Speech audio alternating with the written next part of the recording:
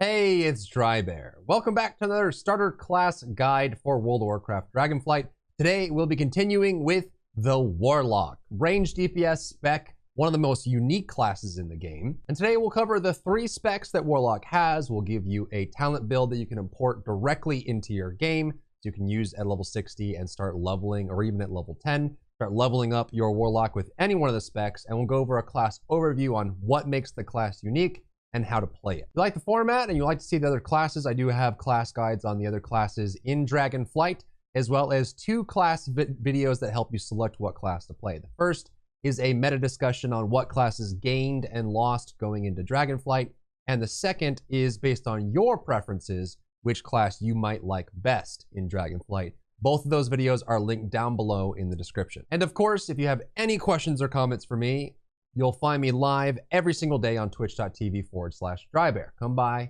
and say hi. Let's dive into the class overview. The Warlock is a cloth-wearing ranged DPS. All 3 of the Warlock specs play at range, and it is the demonic power caster in the game. And I say this almost every time with Warlock, and I'll say it again. There's not really any class that does exactly what Warlock does. They have some incredibly unique functionality, and a very unique playstyle that isn't really mirrored in other classes. And they're very heavily sought after as well. They can battle res, they can pre-battle res outside of combat. And they also have Ritual of Summoning, which allows you to summon teammates to your location, which is incredibly valuable and only available to the Warlock. Since Warlock is a caster, you'll be played at range. Depending on your spec, you'll be playing quite differently. The 3 specs, Destruction is more burst damage, big upfront, big, huge numbers. Affliction likes filling up afflictions and dots and having all these numbers and conditionals hit that have all these tiny little numbers appearing on screen. And Demonology is a bit in the middle. It's usually summoning armies of demons and then using those armies of demons to trigger certain events or combos that are in your favor, as well as using your 1 or 2 main demons that are much more powerful than Destruction or Affliction can summon. They have 4 base demons: the Imp, the Voidwalker, the Fell Hunter, and the Said, which is basically either the Succubus or Incubus. This one is able to do CC. The Fell Hunter is required to have out for an interrupt. If you're trying to interrupt a target, you'll be leveling with the Voidwalker. This is your tank. So if you're playing Affliction or you're playing Destruction, you'll be leveling with your big beast mode tank Voidwalker. And then if you are playing Demonology, you'll have a Fell Guard that you can use. They also have some unique movement. I mean, Demonic Circle is basically the Transcendence transfer from Monk, but you'll be able to place down a location and then use a second ability to teleport to that location whenever you want. Useful for leveling and useful for a lot of different encounters in PvE as well. And one of the most unique abilities in the game is going to be your Demonic Gateway, if you're able to summon it here, which looks like this. When you're in a place that can use it, you can't summon it in Orgrimmar, but anytime you or your teammates that are in your party or raid come to this Demonic Gateway in either direction, they can click on the portal and it'll teleport them to the other side. This gets used a ton in PvP. You can use it while leveling, and it actually makes a lot of raid encounters very unique and interesting as well, because the raid can come in and jump over mechanics and skip through things. So if you are playing a Warlock, you bring a lot to the table that no one else can, which makes it really unique and fun. Next, let's go over the general class talent tree. If you didn't know, in Dragonflight, we now have a brand new talent tree system. The left talent tree is your class talent tree. You see it says Warlock. This means that you'll be picking from this talent tree. It's more or less the same for every single spec. There's minor differences when abilities are different, so it'll affect things differently. For the most part, this entire tree is available for all 3 specializations, and it's your baseline talent tree that you'll pick from. So we'll go over this first because it affects all 3 specializations that you might pick for your build. And then we'll go through each of the specializations and give you a build for the class talent tree, which is on the right side, the specialization specific talent tree. It is only available to that spec. Typically, there's a lot of utility, defense, mobility, things like that in the class talent tree. Things like Burning Rush is kind of like your mobility, other than your unique movement abilities. With Warlock, you're not all that quick. So some people pick up Burning Rush. This will give you a movement speed burst, but you will sustain damage while you do it. So you have to be careful about using that for too long. This is where you'll find Demonic Circle, which is your teleport. the Demonic Gateway, which allows you to blink from place to place, and your party as well. And some spells that are useful for leveling is going to be Fell Domination. This is a 3-minute cooldown. This is what it looks like when you summon a demon normally. You can see it takes quite a while for that spell to finish. If you use Fell Domination, you can go ahead, activate that, and then almost instantly summon a new demon, which while you're leveling, you're just going to be resummoning your Voidwalker or your Felguard, just because if it's about to die, it's more efficient if Fell Domination is up to just resummon that, get it to full health, and get it back into combat. Dark Pact is also a nice defensive ability that allows you to gain a shield. You take a little bit of damage, but it gives you a nice big shield. So if you're in trouble, or you're getting focused, or your pet's dead, you can pop Dark Pact up. You have some CC options here with Mortal Coil and Howl of Terror. Both of these are great for various situations, PvP, Mythic Plus, and raiding. But for our purposes in leveling, we're going to pick up Mortal Coil, because not only does it cause the target to flee, it will heal you for 20% of your max health. So it's super nice to be able to just pop Mortal Coil, get that extra little bit of HP, and then you can fear the target as well. Which means that they're not attacking your pet, and you get healthier. While leveling, we'll also get Curses of Enfeeblement, which gives you Curse of Tongues and Curse of Exhaustion. Mostly using Curse of Exhaustion just to slow and kite and bring mobs together. And you can have it on multiple targets. Curse of Tongues is nice if you're up against a mob that's casting a lot, but it is an extra global cooldown, so just be aware of that. And you have some situational choices here like Banish, which only works on demons, aberration, elementals. You'll see this mostly in some Mythic Pluses, depending on what's in the dungeon. But this is kind of like a little bit of an older spell that is very niche in its use. Useful when it can be useful, but otherwise not really used for leveling. And then Shadow Fury is an AoE stun, super nice. We don't really need that too much. I'd rather you, as you're leveling towards 70, get down here and pick up like Inquisitor's Gaze or something like Soulburn. Spend more points down here than having to get the AoE stun. Though Shadow Fury is quite nice. It's useful for stunning targets and keep all together. It is a cast time. It is mana. It's a cooldown. It's an extra global cooldown. And it doesn't help you deal any more damage, which is the most important thing for leveling. And like I mentioned, for both Affliction and Destruction, you're going to be running a Voidwalker here for tankiness. He taunts. He has a nice little defensive here, which you can increase the max health. Super nice. And then you'll just be bringing mobs to the Voidwalker. Specifically in Destruction and Affliction, they have nice AoE, nice burst, so it's good to bring them together. And then when you're running Demonology, you'll have a Felguard, which is going to be a little bit different.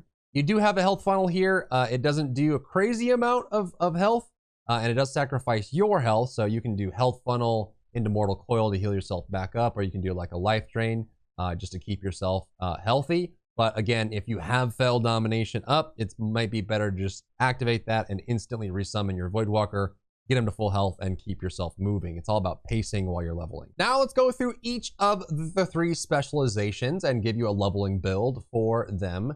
The spec tree on the right here will have filled out. And again, at any point, if you want the build that we have on screen, you just hit copy it from the description. It's down below in the description.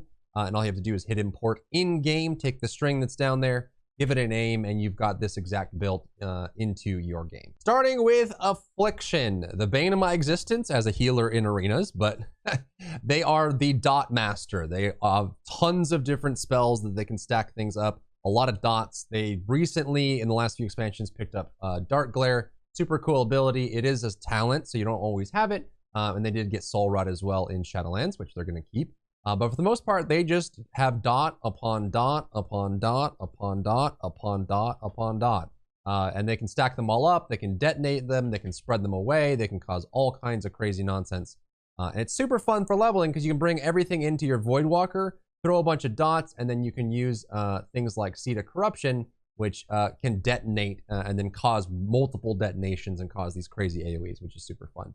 But the idea there is just to keep dots up on all your targets. That's the main gameplay. It's a little bit more even kilter pacing than, say, Demonology or Destruction, but it's super satisfying when you have all your dots popping and going off and dealing damage. And luckily, the leveling tree is not really all that complicated. Malefic Rapture is your soul shard spender. It allows you to spend your soul shard, which is a natural resource, and then causes your periodic effects to erupt, dealing damage per effect. So you want to have a bunch of dots and then use your Malefic Rapture to detonate, because you can do some serious damage. And Stable Affliction is another dot you can have. Seed of Corruption is what we talked about before. This is another soul shard spender. If you are single target, you'll be using Malefic Rapture. If you're AoE, you'll be using Seed of Corruption to spend at the end of your rotation. And then we want some modifiers for Agony and Corruption, which are going to be on every target that we do. You get some great AoE here between Phantom Singularity and Vile Taint. I prefer Vile Taint as a nice AoE. It does cost 1 soul shard, but it has a cooldown, so you're not going to be spamming it.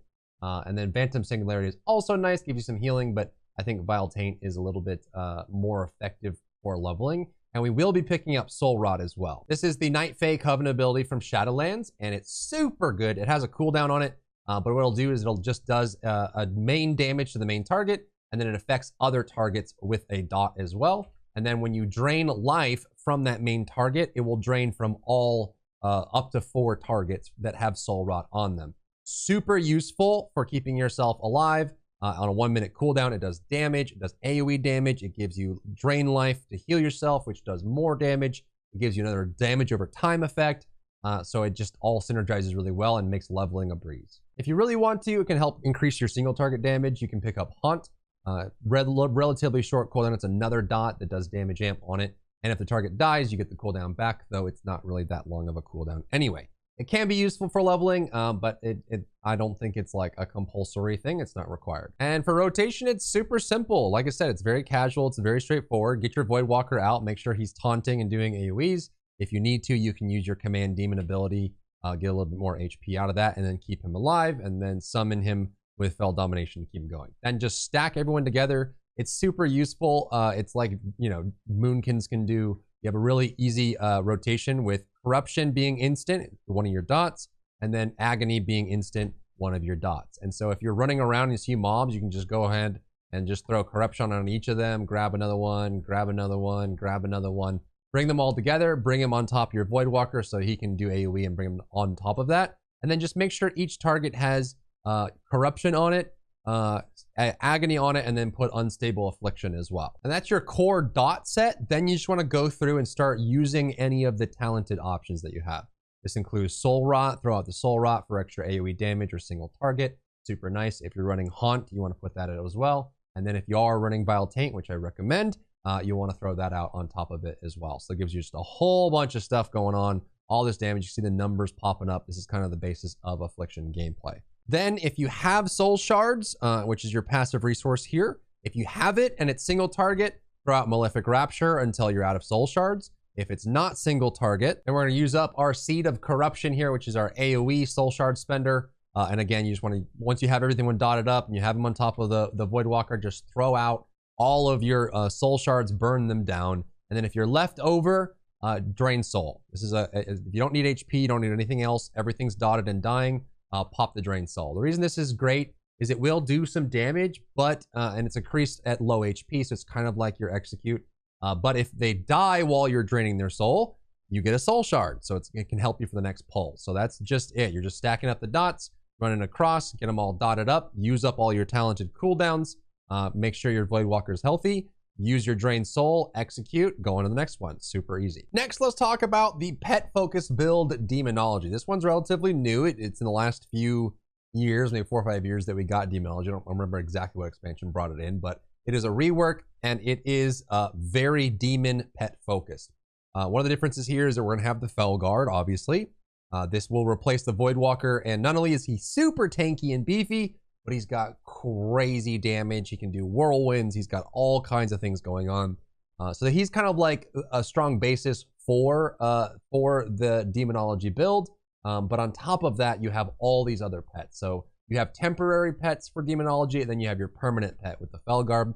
Temporary pets are going to be things like your Dreadstalkers, your Vile Imps you're bringing in. And when things really get going for Demonology, you have all these pets just going and doing tons of damage. I would say that it's definitely a little bit slower than Affliction, but it's pretty safe. The Felguard does require more upkeep since he does a good amount of damage. You have to use abilities and try to keep him stable and safe.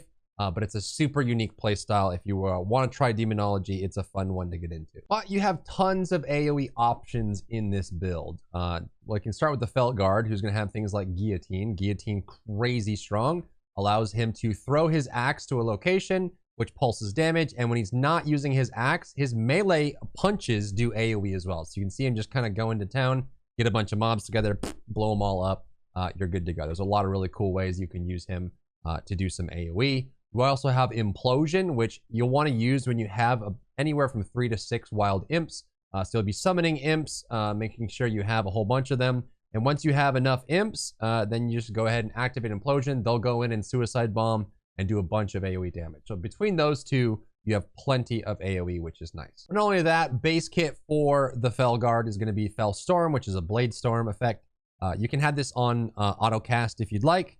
It is quite useful at that, but you can also manually cast it yourself if you want, if you don't want him to be spinning on his own and doing the AoE. But it's another way, like you just get them all together, tons of AoE coming out of that. Your big cooldown is going to be Summon Demonic Tyrant. This is your big boom boom. This is your big boy. So you want to summon this. He has a cool effect in that he will extend the duration of all your temporary pets by 15 seconds, and then give them bonus damage, and he'll also attack as well. So on a 1.5 minute cooldown here, you will want to summon this big mother trucker. But what's useful here for leveling is you want to summon it when you have a whole bunch of imps that you're using. You want to use the Demonic Tyrant to extend the duration of the imps or the Dreadstalkers, so that when you have them and they're about to expire, you're going from one pull to the next, you can pop down your Demonic Tyrant, add 15 seconds to all your pets, and carry that whole mob forward. And the last thing to be aware of in this tree is going to be from the shadows. This makes it so you have a debuff coming off from your Dreadstalkers. So when you deal damage with your Dreadstalkers and summon them, the target will take extra Shadow Flame damage from you, which is super cool. So when you're summoning the Dreadstalkers, you'll be able to get this benefit. So group all the mobs up, pop the Dreadstalkers, get the debuff on the target, super nice. And then you can start popping all your AoEs, all your pets, exploding your imps, and doing things like that. As far as rotation, we've kind of already covered it, but the idea is that you want to be building up your soul shards, make sure you have enough, and then summon imps regularly, summon Dreadstalkers regularly. When you have the mobs all grouped up, use your talented abilities like the Guillotine, good AoE, use your Tyrant as well. And anytime you have 3 to 6 imps, then you want to send them in for the big AoE explosion. And anytime you get procs of your Demon Bolt that is instant cast, make sure you're using the Demon Bolt instant cast. It'll give you 2 soul shards every time it hits. It's a long cast, but you will end up stacking up some reductions on that until it's instant. So you have tons of options.